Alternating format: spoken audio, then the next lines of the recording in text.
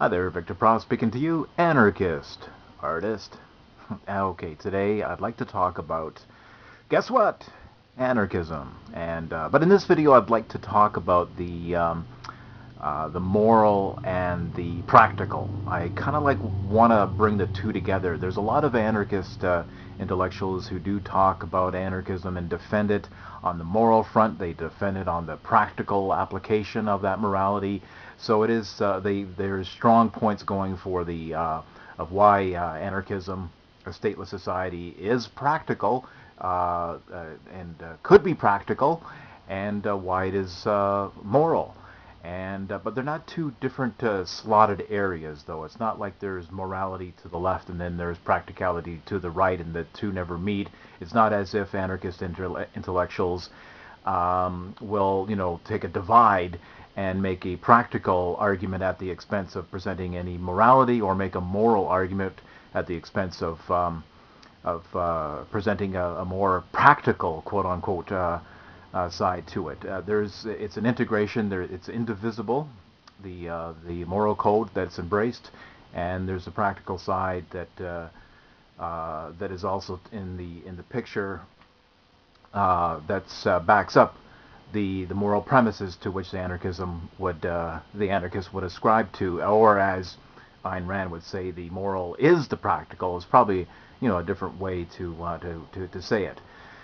So now, in regards to the anarchist position of my ilk, of course, it has been said 100,000 times for those people who are very well versed in this type of debate and give and take and dialogue, and who are philosophically inclined, know very well what the issues are and the debates are all about, and between the statist and the anarchist. So knowing that, let's just go directly to the to what the moral premise is. That is, as of course, is NAP, non-aggression principle. Okay, that is fundamental. That is core to the anarchist position.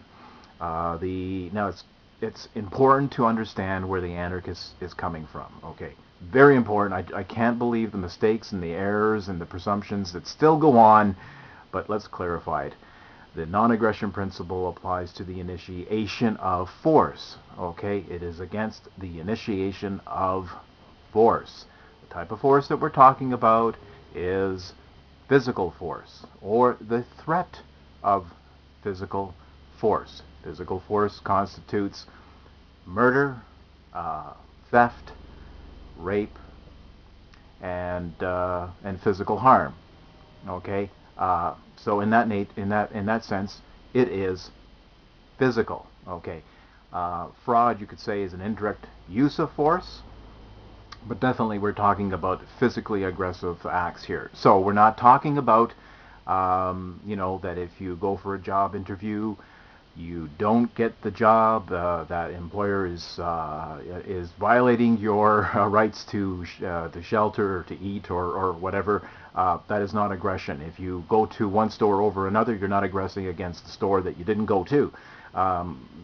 This is some of the weird conceptions of what's been characterized as being coercive actions. But the anarchist philosophy, if you want to call it that, would dismiss that as ridiculous, because we're just talking about physical force. Okay, so that is paramount. Now, it's not a subjective, optional moral value. It's if there's to be any discussion of morality, whether to in agreement or disagreement, or whether the question of morality being objective or subjective or relativistic, uh, you cannot dismiss the non-aggression principle without snapping morality in half, without jettisoning it right out of the field of discussion and conversing about it, disagreeing or agreeing or coming to a common ground or anything like that. I mean, once you apply the rule of force, or completely just disregard as subjective as non-essential or invalid, or not factual, or however you want to characterize it, and then you just assert that the use of force is appropriate and is moral. You're contradicting yourself. You've removed yourself from the realm of any rational consideration, and morality ends where a gun begins. I mean, it's force or mind, or it's force or morality. It's you can't have both. It's one or the other. Now, the reason why that this is fundamental, the non-aggression principle, why it's not optional, why it's not to be argued away. You can continue to argue with it. Personally, I think that for the anarchists out there who continue to argue with people who've said that to hell with NAP, it's beyond me. But there it is. But that's not to say that there isn't subjective qualities within morality. The non-aggression principle itself is not subjective. It is, in that sense, I'm a full-blown out absolutist when it comes to the non-aggression principle. That does not mean, however, that I don't grant that there is a subjective element to ethics. We'll take a very simple illustration, okay, without getting all too airy-fairy and academic about it here.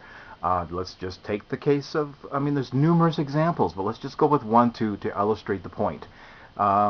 Somebody would say that, hey, I don't believe in premarital relations. I'm going to wait till I get married before I do the horizontal dance and boogie-woogie. Okay, like, that doesn't aggress against anybody, doesn't harm the person who's decided to make that decision for their life. In fact, they would feel maybe bad. It could be just something they personally believe. It could be religiously inspired. It could be just a secular reason. It could be whatever reason. It's optional. It doesn't hurt anybody, and they're quite happy with their decision to go that way. Personally, I didn't. For a person who doesn't want to wait until they're married before having their first sexual encounters with a beloved person, that again, optional.